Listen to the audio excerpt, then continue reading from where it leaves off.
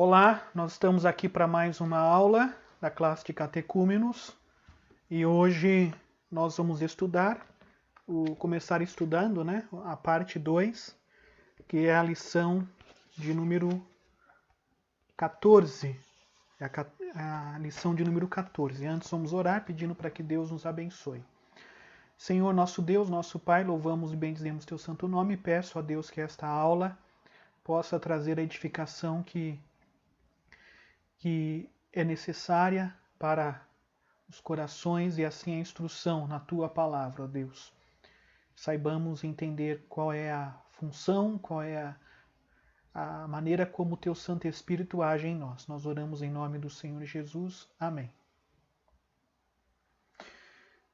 Hoje é a lição de número 14, que trata sobre o Espírito Santo. Nós estamos estudando, os nossos estudos são baseados no credo apostólico, né? E desta forma, a frase que nós começaremos a estudar, ou a declaração, é creio no Espírito Santo. Creio no Espírito Santo é o que diz o credo apostólico.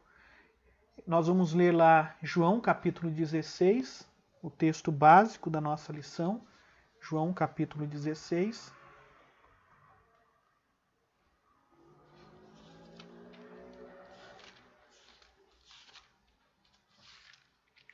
Versículo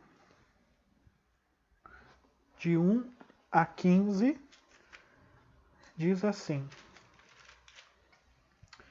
Tenho-vos dito estas coisas para que não vos escandalizeis. Eles vos expulsarão das sinagogas, mas vem a hora em que todo o que vos matar julgará com isso tributar culto a Deus. Isto farão porque não conhecem o Pai nem o Filho. Ora, estas coisas vos tenho dito para que, quando a hora chegar, vos recordeis de que eu vô-las disse. Não vô-las disse desde o princípio, porque eu estava convosco, mas agora eu vou para junto daquele que me enviou, e nenhum de vós me pergunta para onde vais. Pelo contrário, porque vos tenho dito estas coisas, a tristeza encheu o vosso coração. Mas eu vos digo a verdade, convém-vos que eu vá, porque se eu não for, o Consolador não virá para vós outros. Se porém eu for, eu vô-lo enviarei. Quando ele vier, convencerá o mundo do pecado, da justiça e do juízo. Do pecado, porque não creem em mim. Da justiça, porque vou para o Pai e não me vereis mais. Do juízo, porque o príncipe deste mundo está julgado. Tenho ainda muito o que vos dizer, mas vós não podeis suportar agora. Quando vier, porém, o Espírito da verdade, ele vos guiará a toda a verdade, porque não falará por si mesmo, mas dirá tudo o que tiver ouvido e vos anunciará as coisas que hão de vir. Ele me glorificará, porque há de receber do que é meu e vô-lo há de anunciar. Tudo quanto o Pai tem é meu, por isso é que vos disse que há de receber do que é meu e vô-lo há de anunciar. Portanto, essa é a promessa que Cristo fez da descida, do envio do seu Espírito Santo, visto que Jesus estava para subir, para estar junto do Pai.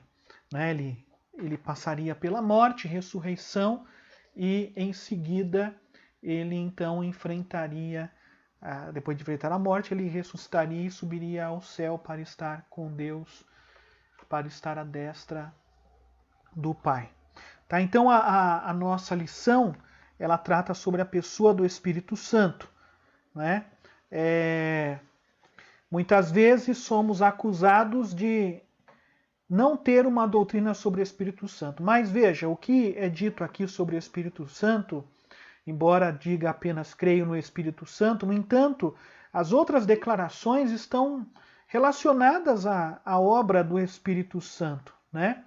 As outras declarações que tratam da igreja, da comunhão dos santos, a remissão dos pecados, a ressurreição do corpo e a vida eterna, são, podemos assim dizer, são explicadas com base na obra vitalizadora do Espírito Santo.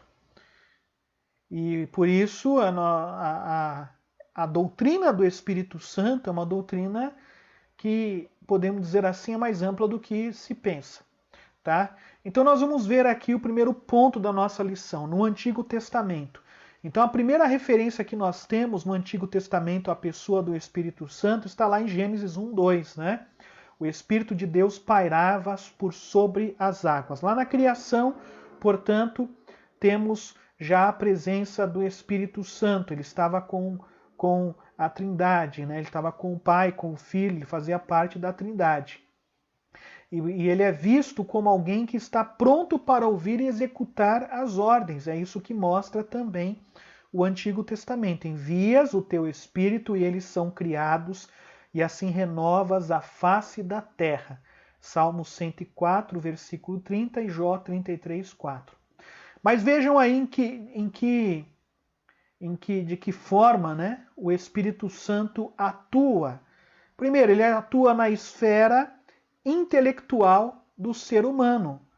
Quando nós vemos lá Deus chamar a Moisés e para que ele então guiasse o povo, depois para que ele então providenciasse a construção dos móveis, os utensílios do tabernáculo, nós vemos que Deus ele capacita, né, conforme Êxodo 28:3, ele capacita homens, né, para que eles fossem aqueles que iriam realizar aquelas obras artísticas, no caso, fazer ali aqueles móveis, né, do tabernáculo.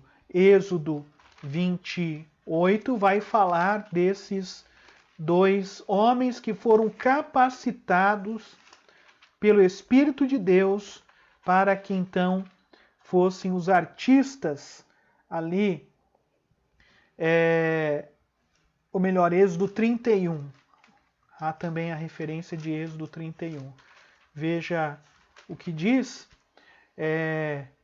Fala aí, versículo 2 fala de Bezalel e do seu companheiro no versículo 6, Aholiabe. Quer dizer, Deus capacitou Bezalel e Aholiabe para que fossem aqueles que iriam fazer todos aqueles móveis e utensílios que serviriam ao culto no tabernáculo.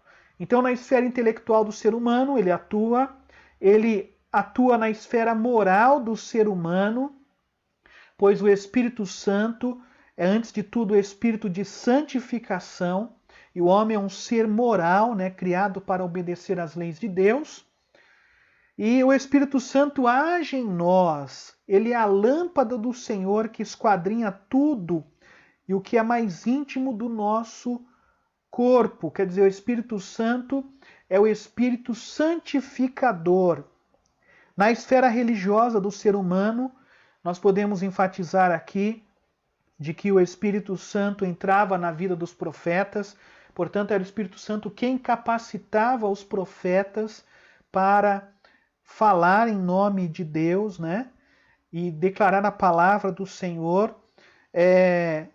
Uma outra coisa são as promessas feitas por Cristo Jesus de que derramaria do seu dom, do dom do Espírito sobre a igreja.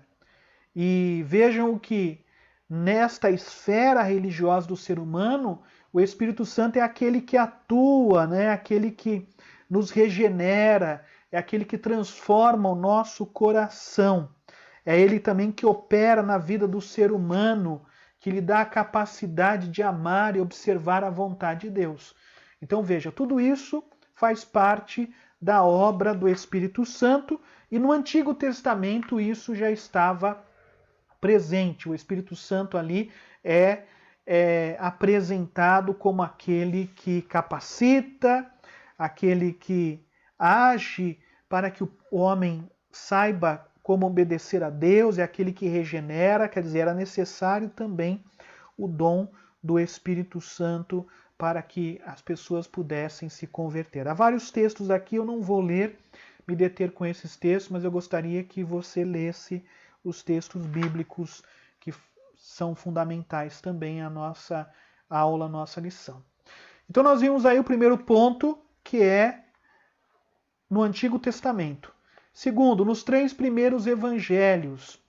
Então, as primeiras referências ao Espírito Santo estão relacionadas ao nascimento de Jesus, né? Quer dizer, Lucas vai falar que Maria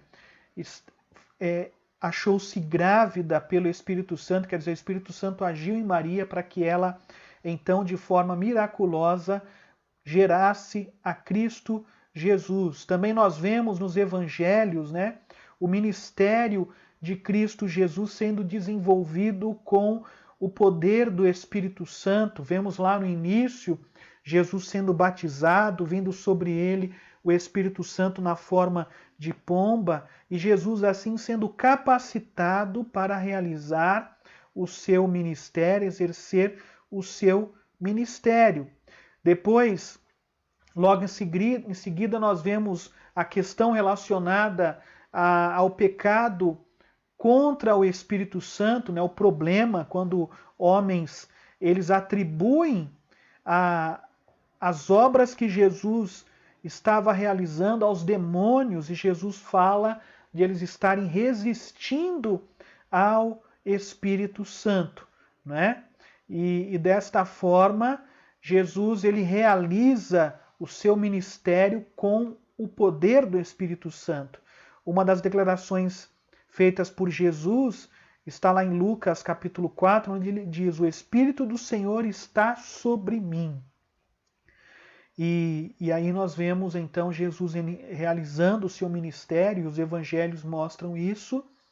Os 3 primeiros evangelhos, Mateus, Marcos e Lucas, mostrando assim a ação do Espírito Santo. Jesus é levado para o deserto para ser tentado pelo diabo, é o Espírito Santo que o conduz para o deserto, e desta forma nós percebemos que ficava evidente o fato de Jesus realizar as suas obras pelo poder do Espírito Santo, de que Deus estava visitando o seu povo para remi-lo com a salvação.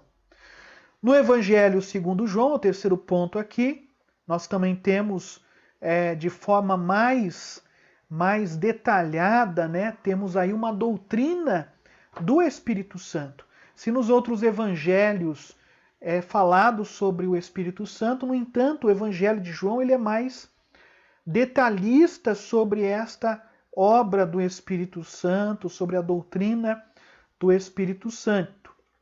No restante do Novo Testamento encontramos textos que fornecem base para esta doutrina. Podemos destacar 4 aspectos de sua obra conforme o Evangelho de João. Primeiro, o Espírito Santo regenera.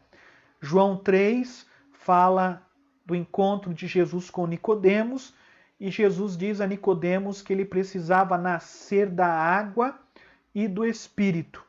E Jesus mostra que o Espírito Santo ele é soberano para agir em quem Deus quer. Ele age em quem quer, não depende de quem quer ou de quem corra, como diz o apóstolo Paulo. Mas, portanto, o Espírito Santo agiria ou age para converter, para fazer nascer de novo, e isso não é algo dominado pelo homem. E Jesus diz isso a Nicodemos, né? Não é a carne nem a água que comunicam bens espirituais, elas vêm somente pela ação do Espírito Santo. Então este é um dos aspectos. Outro aspecto da obra do Espírito Santo é de que o Espírito Santo vivifica. Ele não vem apenas para regenerar, mas também para habitar a vida dos redimidos, concedendo-lhes uma verdadeira comunhão espiritual. Essa nova vida se expressa como uma fonte de águas vivas que jorram, né? Vemos lá o encontro de Jesus com a mulher samaritana, lá em João 4, e Jesus promete isso, né? De que do seu interior fluiriam águas vivas, né? Uma fonte haveria de jorrar para a vida eterna. E é isso que acontece naquela mulher. Aquela mulher se converte, ela certamente se torna a habitação do Espírito Santo, o Espírito Santo, portanto, a regenera, e ela, portanto, começa já a anunciar, a pregar, a evidenciar a vida que nela existia. e os nomes do Espírito Santo, que também fazem referência à sua obra, né? Cristo usou para designar o Espírito Santo 3 nomes e estes descrevem sua obra e natureza. Quais são eles? Consolador, quer dizer, Jesus enviaria o outro Consolador. Jesus era o Consolador e enviaria o outro Consolador. E aqui as ideias também se concentram no significado de conselheiro, advogado e alguém que protege, né? Alguém que sustenta, alguém que conforta, auxilia o povo redimido. Então o Espírito Santo, ele age desta forma, ele é o Consolador. É o Espírito da verdade. Jesus disse que ele os convenceria, né, acerca da verdade. Ele é o Espírito da verdade, o Espírito que fala acerca de Cristo Jesus. Veja lá em João capítulo 8, versículo 44. Diz assim: Vós sois do diabo, porque é vosso pai, e quereis satisfazer-lhe os desejos. Ele foi homicida desde o princípio e jamais se firmou na verdade, porque nele não há verdade. Porquanto ele profere mentira, fala do que é próprio, porque é mentiroso e pai da mentira. Né? Satanás era o pai da mentira, mas o Espírito Santo era o Espírito da verdade. João 14, 17. O Espírito da verdade que o mundo não pode receber, porque não o vê nem o conhece. Vós conheceis, porque ele habita convosco e estará em vós. A promessa que Jesus faz de enviar o Espírito da verdade. Espírito Santo, né? Este nome descreve a essência de sua natureza. Ele é santo. Eis a razão porque ele habita em nós, para mortificar nossas tendências pecaminosas. Quer dizer, ele age em nós para nos santificar e para que morramos a cada dia para o pecado. Então nós vimos aí 3 aspectos da obra de Cristo, ou melhor, da obra do Espírito. É o Espírito que regenera, o Espírito que vivifica, os nomes relacionados à pessoa do Espírito Santo que falam do que ele faz, da sua natureza, né? E, quarto lugar, as funções do Espírito Santo na vida do ser humano. Inicialmente, ele nos convence do pecado. Jesus promete que enviaria o Espírito Santo, que ele convenceria do pecado, né? João 16, 8. Veja o que diz. Quando ele vier, convencerá o mundo do pecado, da justiça e do juízo. Do pecado, porque não creem em mim. Da justiça, porque vou para o Pai, e não me vereis mais. Do juízo, porque o príncipe deste mundo já está julgado.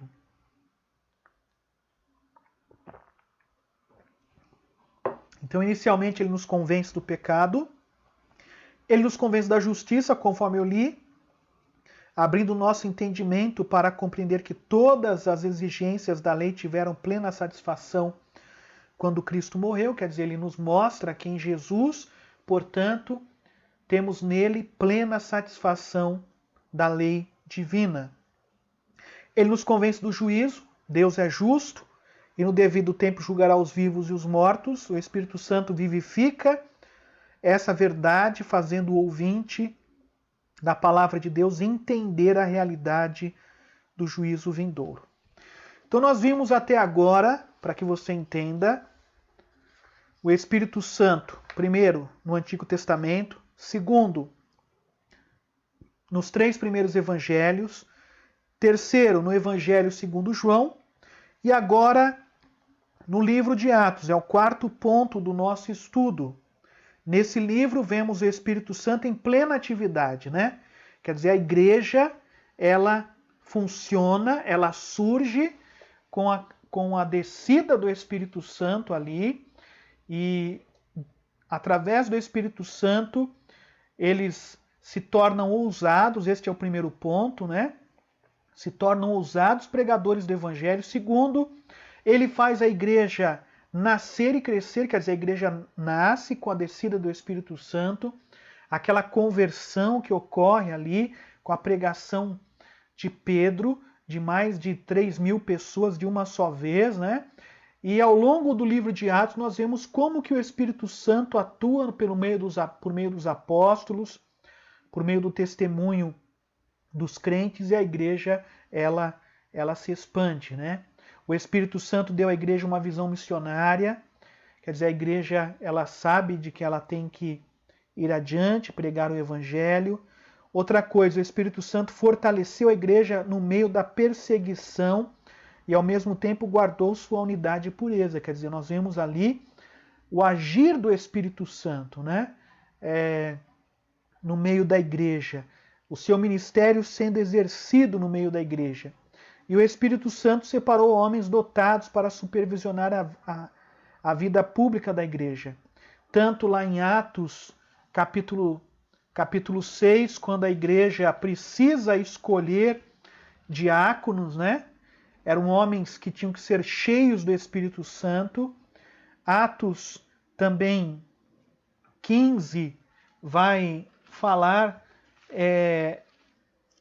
deixa eu só abrir aqui, Atos 15, versículo 6 a 29, né? Quando os discípulos ali se reúnem para resolver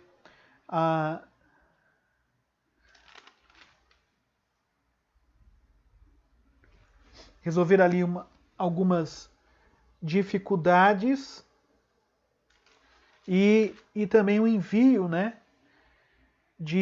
das decisões que haviam tomado ali em Jerusalém acerca da entrada dos gentios e de homens que deveriam ser encaminhados, né? Então, quer dizer, nós vemos como que o Espírito Santo age, supervisiona a igreja, consola e orienta a igreja no livro de Atos. E a quinta parte do nosso estudo, nas cartas paulinas, o apóstolo Paulo fala muito sobre o Espírito Santo, fornecendo-nos uma exposição detalhada de sua pessoa e obra. Por necessidade, vamos abordar apenas alguns dos aspectos deste assunto tão envolvente. Primeiro, ele fala sobre a divindade do Espírito Santo, mostrando que ele é a terceira pessoa da Trindade, ele é o Espírito de Deus, o Espírito de Cristo. Ele é identificado com o Pai e o Filho para abençoar a igreja. Então veja que esta verdade é apresentada pelo apóstolo Paulo. Apenas para termos uma ideia aqui, segundo aos Coríntios, capítulo 13, versículo de número 13. A graça do Senhor Jesus Cristo e o amor de Deus e a comunhão do Espírito Santo sejam com todos vós, né? Nas despedidas, na bênção apostólica, portanto, sempre o Espírito Santo é mencionado juntamente com as outras duas pessoas da Trindade. O Espírito Santo na vida do crente, Paulo vai dizer que ele é o selo, né, o penhor da nossa salvação, Efésios capítulo 1. A união entre o Espírito Santo e a salvação do crente é de tal maneira necessária, que sem ela a pessoa não tem salvação. Romanos 8, 9 vai dizer sobre isso, e mostrando o Espírito Santo na vida do crente. É o Espírito que santifica a vida do crente, ele luta contra o pecado. Gálatas 5 vai falar da luta da carne contra o Espírito, né, do Espírito contra a carne. Quer dizer, o Espírito Santo atua em nós e, portanto, há essa luta. Por ele nós mortificamos os efeitos pecaminosos do corpo, Romanos 8,13. Temos que andar no Espírito, essa é a insistência do apóstolo Paulo lá em Gálatas 5, 16 a 18, e demonstrando assim que o Espírito Santo é o nosso orientador, é aquele que nos guia de acordo com a vontade de Deus, fazendo o seu fruto florescer em nossa vida. Lendo aí Gálatas, Romanos, nós percebemos esta ênfase do apóstolo Paulo sobre a obra do Espírito Santo na vida do crente, né? Paulo apresenta vários aspectos que não são mencionados em outros lugares ou que não são explicados em outros lugares. O apóstolo Paulo explica de uma forma a entendermos o agir do Espírito Santo. E por fim, a sensibilidade do Espírito Santo. O apóstolo Paulo vai dizer que nós podemos apagar ou entristecer o Espírito Santo, né? E desta forma, temos na vida cristã a importância de espiritualmente sermos sensíveis ao Espírito Santo, portanto, nos submetendo à palavra de Deus, porque é desta forma que o Espírito Santo age. Chegamos à conclusão, e eu vou ler aqui a conclusão, que diz assim: o que dizemos quando confessamos Cristo, quando confessamos creio no Espírito Santo? O melhor resumo é este: se vivemos no Espírito, andemos também no Espírito. Gálatas 5:25. Tem de existir uma realidade prática em nossa confissão, refletindo em nosso procedimento aos olhos de todos. Portanto,